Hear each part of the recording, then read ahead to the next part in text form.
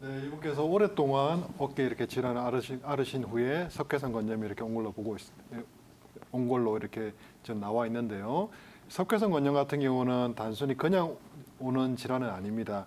우리가 어깨에 극상근 건염이라든지 그리고 점액낭염이라든지 아니면은 충돌증후 혹은 상완이동 건염 등 어떤 원인 질환이 있었는데 이를 치료하지 않고 오랫동안 이렇게 방치하게 될 경우 이것이 이렇게 진행돼 가면서 석회화 건염으로 발생해 가는 거죠.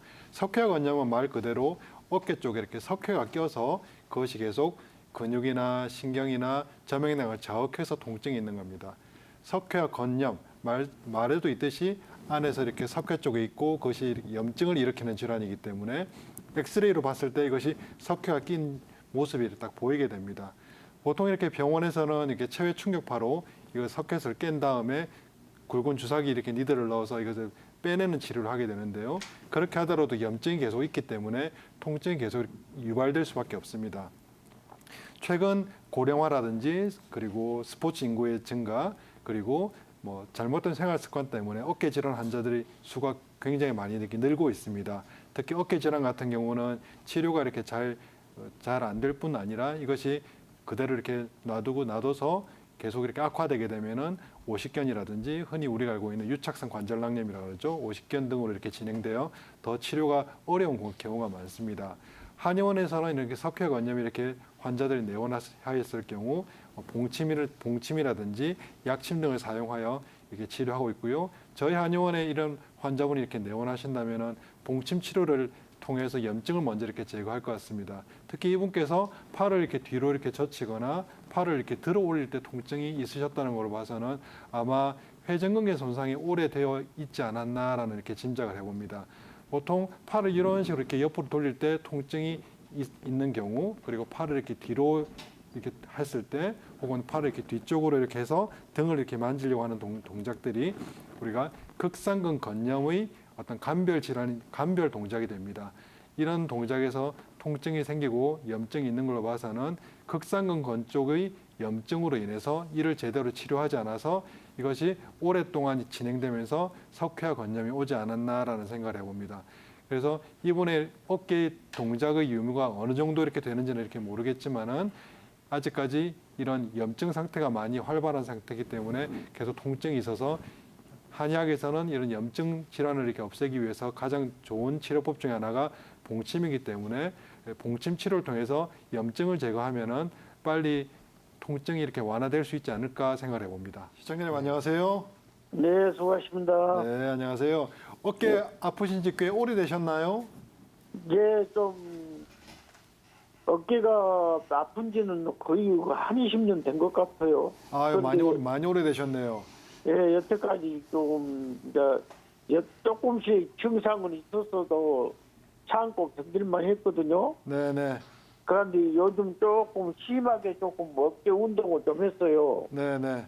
그래가지고 이제 이렇게 초음파를 이제 통증이 있어서 초음파를 해보니까 석회가 좀 있다고. 네. 그래가지고 심하면 수술해야 되고 또 어떻게 좀 또 시간이 가면 또 없어질 수도 있다고 그래서 네네. 한방으로 어떻게 치료가 가능한지 궁금해서 전화 한번 해봤습니다. 네, 한의원에서는 고주파 치료만 받으시고 다른 치료는 안 받아보셨고요. 네, 고주파하고 침 치료만 받았거든요. 병원에서는 이렇게 석회가 이렇게 조금 있는데 수술할 정도까지는 아니라는 이렇게 진단을 받으신 거죠? 네, 수술을 심하면 수술을 해야 된다고 그러던데요. 네네. 앞서 이렇게 황만기 원장님께서 말씀하셨듯이 나이가 이렇게 70세가 이렇게 넘어가게 되면은 석회가 이렇게 어느 정도 이렇게 살짝 거두어들이는 증상도 이렇게 나타날 수도 있고요. 이런 석회가 자연스럽게 없어지기도 합니다. 그런데 네. 이제 근육이 만약에 이렇게 일을 많이 이렇게 몸무게나 이렇게 체격을 보니까 일을 많이 하셨던 것 같은데 예전에도 어깨 쓰는 일을 많이 하셨던 거죠? 어깨는 젊어서는 돌팔매 그런 것을 많이 했거든요. 돌팔매나 돌을 던지는 일을 많이 하셨단 말씀이신가요? 예. 그걸 취미 삼아서 이렇게 막 멀리 던지기도 하고 막 그랬거든요. 취미 삼아 이렇게 야구처럼 이렇게 돌을 이렇게 던지셨네요, 그죠? 예. 그렇게 어깨를 이렇게 위로 해서 이렇게 이런 식으로 이렇게 어깨를 이렇게 뿌리다 보면은 이런 이렇게 주변의 근육들이 손상이 많이 됩니다. 특히 어깨를 이렇게 위로 이렇게 들어올리는 동작에서 우리 어깨 관절 와순이라든지 극상근 건 쪽이 손상이 되면서 이게 어깨 사이에 이렇게 끼는 증상들이 많이 생기거든요. 이렇게 예. 끼어서 상처가 나게 되면은 우리가 상처가 나면 이렇게 진이 나오지 않습니까, 아버님? 네. 이런 진들이 이렇게 치료가 이렇게 되면 좋은데 이 치료가 안 되고 계속 오랫동안 나오면은 이 진이 이렇게 굳어져서 석회가 된다라는 라고 이렇게 쉽게 생각하셔도 됩니다. 이런 식으로 오랫동안 치료가 이렇게 되지 않아서 석회 건염이 온 건데요. 이제 이 석회가 자체가 문제가 되진 않아요. 이 석회가 주변의 저명낭이라든지 주변의 근육이라든지 인대라든지 신경을 눌러서 통증이 생기는 것이거든요.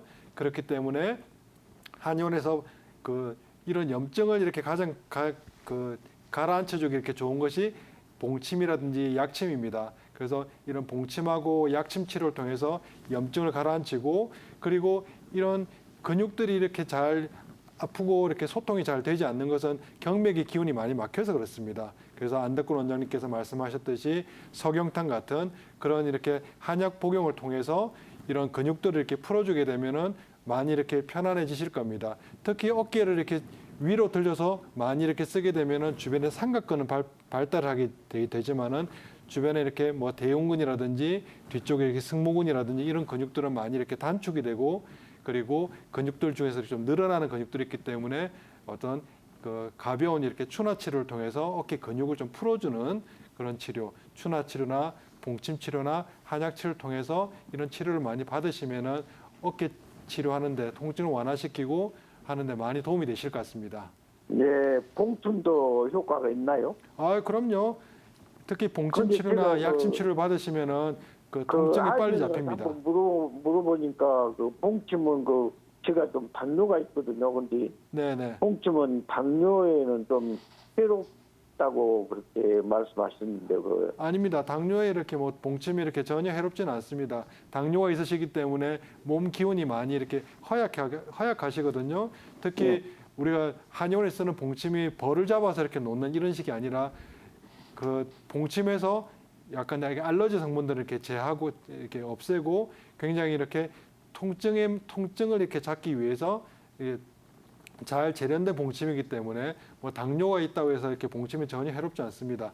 약침이나 봉침 다 당뇨 있으시거나 어떤 질환이 있으셔도 처치 받으시는데 전혀 문제 없으니까 그렇게 받으시고 그리고 추나 치료나 한약 치료도 같이 이렇게 받으시면은 굉장히 많이 도움이 되실 것 같습니다. 아버님, 이마성 원장님께서 이렇게 회전근개 손상에 대한 말씀을 많이 해주셔서 저는 이제 어깨 관절 인대 쪽에서 이렇게 말씀을 드리도록 하겠습니다.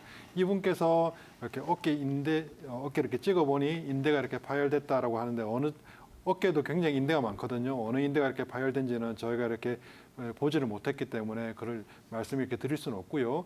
특히 앞서도 이렇게 말씀드렸지만은 요즘 이렇게 뭐 고령화라든지 스포츠 손상도 많고 요즘 이렇게 운동도 되게 많이 하지 않습니까? 배드민턴을 한다든지 탁구를 한다든지 테니스를 친다든지 배구를 한다든지 갑자기 이렇게 안 하던 이렇게 운동을 갑자기 하게 되면은 어깨 범위를 이렇게 늘려서 하다 보면은 어깨 관절이라든지 인대 쪽에 손상이 잘 오게 마련입니다.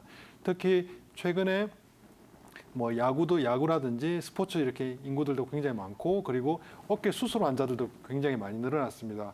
그런데 우리가 수술을 한 사람과 수술을 하지 않은 사람과 비교를 해봤을 때 수술을 이렇게 하지 않은 쪽과 한쪽에 대해서 어떤 뭐 어깨 이렇게 운동 범위 그리고 통증의 양상이 크게 큰 변화가 이렇게 없었다라는 이렇게 보고도 있었고요. 뒤에 이렇게 또 그림도 나오겠지만은 어깨 쪽에 보면은 가장 이렇게 손상이 많이 이렇게 생기는 인대가 견쇄인대입니다. 견쇄인대라고 해서 어깨 쪽 이렇게 경관절과 이렇게 쇄골을 이어주는 인대거든요. 그 인대 쪽에 이렇게 손상이 굉장히 많습니다. 그리고 오해쇄골 인대라고 해요. 뒤에 앞에 그림이 나오네요. 견쇄관절 안정이 가장 이렇게 중요한 역할을 합니다. 맨 아래쪽 그림에 보면은 이렇게 인대들이 이렇게 복합체로 이렇게 되어 있습니다. 특히 맨 위쪽에 이렇게 나와 있는 뼈가 이렇게 쇄골이고 그 아래쪽에 있는 뼈가 이렇게 오해돌기란 부분인데 그 부분을 이어주는 인대 쪽에 굉장히 손상이 많습니다. 이 손상이 굉장히 이렇게 심하게 되면은 만약에 수술을 하셔야 되고요. 근데 심하지 않다면은 이것은 한의학적으로 치료가 가능합니다. 뒤에도 그림이 이렇게 그 단계에 대한 그림이 이렇게 나올 겁니다. 우리가 정상적인 부분에서 그리고 총 이렇게 3단계까지 그 등급을 이렇게 나눌 수가 있는데요. 그 1급 같은 경우는 약간 벌어진 정도. 그리고 옆에 이렇게 그림 나옵니다. 2급 같은 경우는 한 1에서 한 1.5cm 정도 벌어진 정도. 그리고 3급 같은 경우는 완전히 이렇게 벌어진 정도 이렇게 볼 수 있습니다. 그리고 정상적인 단계에서 1급하고 2급 정도 이렇게 단계면은 완전 단열이 이렇게 되지 않고 어떤 외형상의 변화가 되지 않는다면은 한의원에서 충분히 치료 가능합니다. 그런데 3단계 정도 이렇게 되면은 그것은 수술을 해야 되는 단계고요. 특히 3단계 같은 경우 되면은 그 외형상으로 봤을 때 어깨 이렇게 옷을 벗고 거울을 보면은 이렇게 튀어나와 있는 것이 보입니다. 이렇게 튀어나와 있지 않고 외형상에서 어떤 큰 변화가 관찰되지 않는다면은 대부분 1단계 아니면 2단계 정도고 또 병원에서 MRI를 찍었는데 수술을 하지 않고 운동치료나 어떤 도수치료를 하고 계신다라고 봐서는 제가 볼 때는 거의 1급 정도가 1단계 정도가 되지 않나라는 이렇게 생각이 이렇게 듭니다. 이런 1단계 정도라면은 한의원에서 충분히 치료 가능합니다. 특히 이런 환자분 같은 경우는 팔을 이런 식으로 내 몸으로 이렇게 가로지르는 이렇게 동작에서 이렇게 잘 안 되는 경우 많아요. 이런 견쇄관절에 어떤 문제가 있으신 분들은 팔을 이렇게 위로 올리고 뭐 뒤쪽으로 하고 이런 동작들은 거의 이렇게 잘 되실 거고요. 방금 그림에 나오는 저는 크로스한 테스트라고 하는데 이런 식으로 팔을 가로지르는 동작, 이 동작에서 이렇게 통증이 있고 제대로 이렇게 안 되는 경우가 많거든요. 이런 동작이 있고 어떤 외형상에서 이것이 이렇게 확 튀어나와 있다든지 이런 문제가 없다라면은 이런 분 같은 경우는 한의원에서 충분히 치료 가능합니다. 특히 이런 인대 손상이 있기 때문에 인대 쪽에 어떤 봉침이라든지 약침을 이렇게 놓게 되면은 인대는 혈관이 없는 구조이기 때문에 이것이 잘 흡수가 안 됩니다. 흡수가 안 되기 때문에 인대 쪽 주변 조직을 풀어주고 그리고 거기 있는 염증을 이렇게 없애주는 치료 그리고 근육을 부드럽게 하는 치료 그런 치료를 통해서 이 견쇄관절 염증 이렇게 질환, 견쇄관절에 약간 파열된 질환이 있으면 충분히 치료 가능하니까 한의원에 가셔서 치료 이렇게 받으시길 권해드립니다.